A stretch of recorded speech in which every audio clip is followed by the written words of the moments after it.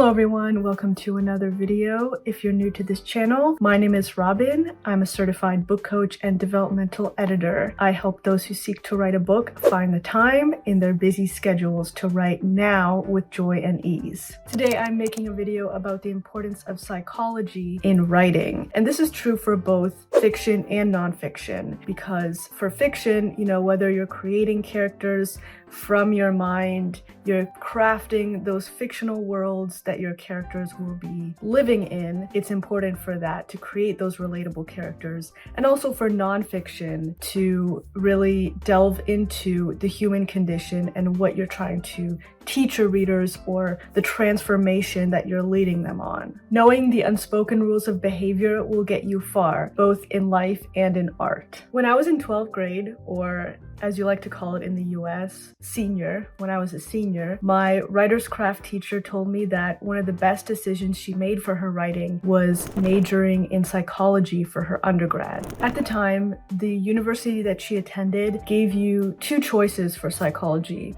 You can major in psychology as a Bachelor of Arts or a Bachelor of Science. That university has since merged the two programs and now only has Bachelor of Science in Psychology available. But the idea remains that psychology is both an art and a science, and it's useful for both ways of thinking. All forms of communication, whether verbal or written, rely on psychology. This is because we do it as individuals to other individuals. Forms of communication are also shaped by our behavior. That's why, subtext and context exists. When we're speaking, it matters how we're saying something, the tone we're using, not just the language, but also what's the hidden meaning behind what we're saying, and also our body language. We're all communicating to each other through these things, both how we're speaking and also how we're acting and reacting. When we engage in conversation, we rely on unspoken social cues and mirror neurons to dictate how we respond to each other. So for a conversation to be successful, our mind needs to have at least a rudimentary grasp of psychology and the processes that would allow this communication to happen. Written communication is similar, though it's not instantaneous, it's not as direct since it isn't face-to-face communication, so it requires less of this psychological understanding in the moment, but it still requires the psychological understanding of how your readers will react when they read your work. Writing is a form of indirect communication. Whether it's direct or indirect, it's still communication. Anytime readers interact with anything you've written, then communication has happened, and thus psychology has happened as well. When people read your work, they're often looking for whether you're following subtle psychological rules that exist between human beings. And this happens mostly subconsciously. How many times have you cringed at dialogue in a story? That's your subtle psychological instincts at play. There is something not right about the dialogue. Maybe there's too much information in it. Maybe it's not realistic or relatable enough. Maybe it's not believable. It doesn't sound like something someone would actually say in that situation. Whatever it may be, you can instinctively feel that something's not right. We know that many writers writing in the fantasy genre write stories about situations and characters that may not necessarily ever exist in the real world, but still, the real world has a place in every fantastical book, even the most fantastical book you will ever read. If it's a good book, then you will see the reality, or at least sense the reality in it. As has been said many times, fiction often reveals truths that facts sometimes don't. Being able to create whatever scenario and character that you want to create allows you to freely tell truths about our reality and about the human condition. I've had my own experiences with psychology being a huge help from my own writing. When I look for craft books to help with my writing, I often look for books that allow me to bring reality into my writing. What do I mean by this? A great example of this is actually this book right here.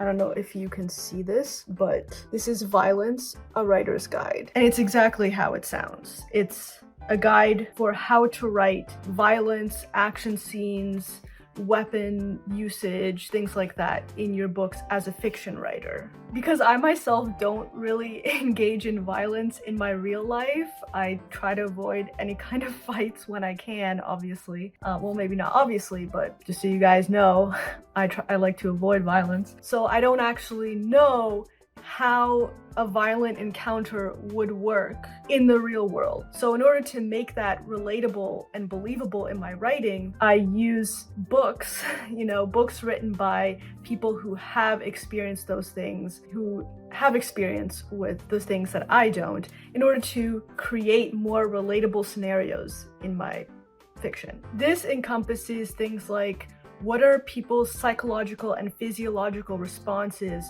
to certain scenarios, like if they were attacked, or if they needed to, in a situation, if they were given a gun and the bad guy's over there and they never held a gun before, like how would they react? What would their physiological and psychological response be in that situation? There's so many different scenarios that you might not necessarily have encountered in real life, but even if you're writing a fiction book, even if you're writing scenarios that have never happened, and even if your book takes place in a fantastical world that's not our own, knowing these things and being able to include them in a relatable way is very helpful. How would it actually play out if a character were to pick up another character and throw them across the room?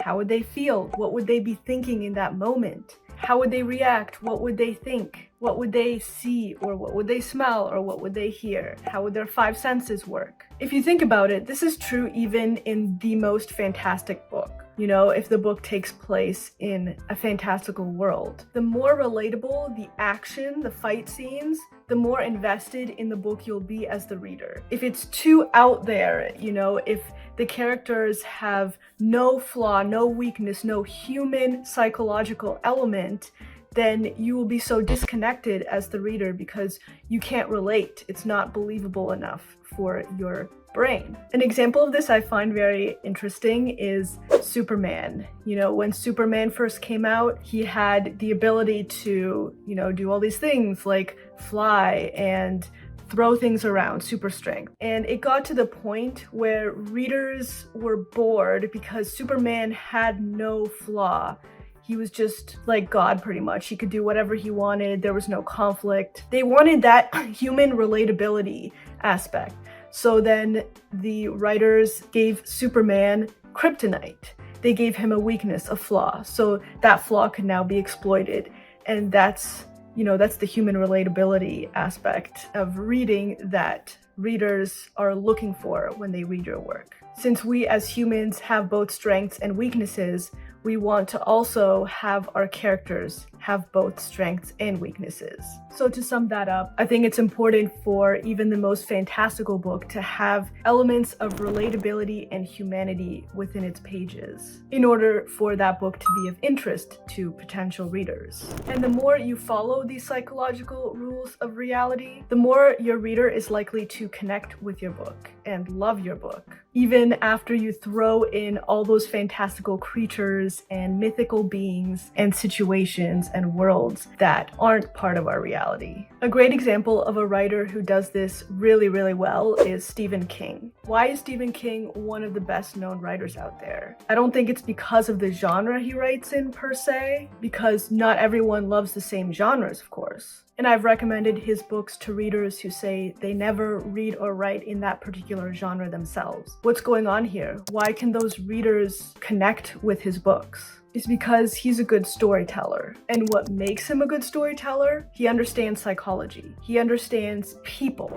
He understands the psychology of both his characters and his readers. He also understands what readers want from a story, and he gives it to them. Would his stories be great if he wrote in another genre? I do think so, and he has done this. He's written in a wider variety of genres and even used pen names. People still love his books. A good writer knows that how they write a book or how they tackle a subject or premise is just as important, if not more important, than what they write the book about. That ability to connect with your reader, to communicate with them, is what hooks them and keeps them immersed in your tale. The psychological grip gives your story importance. And what I mean by how a book is written is how you communicate the information contain in a story to your readers? There are two parts to this. There's the story itself, and then there's how you present the story. When it comes down to it, readers just want to be immersed in a great story, and they want to stay immersed and not be taken out of it. Whether through a plot hole that doesn't really make sense, or through a book riddled with grammatical mistakes or errors. And this is why a good editor is important. They can catch both of these things depending on what kind of edit you are doing on your book. You can have the story level edit, or you can have the copy edit. And it's best if you can do both. But I will say that it doesn't have to be flawless to be psychologically endearing. In fact, sometimes, as I mentioned before, flaws make it more psychologically endearing. The point here is that it has to connect with readers. That's the most important thing. Grammar is actually a good example of where rules can be broken and still work. I made a video on this a few weeks ago, so feel free to check that out. I will link it at the top of this video. But in that video, I talk about how grammar rules aren't as prescriptive as your English school teachers make you believe it is in grade school or elementary school. In that video, I mentioned two famous examples of this, The Road by Cormac McCarthy and The Reapers Are the Angels by Alden Bell. These two books break a lot of grammar rules,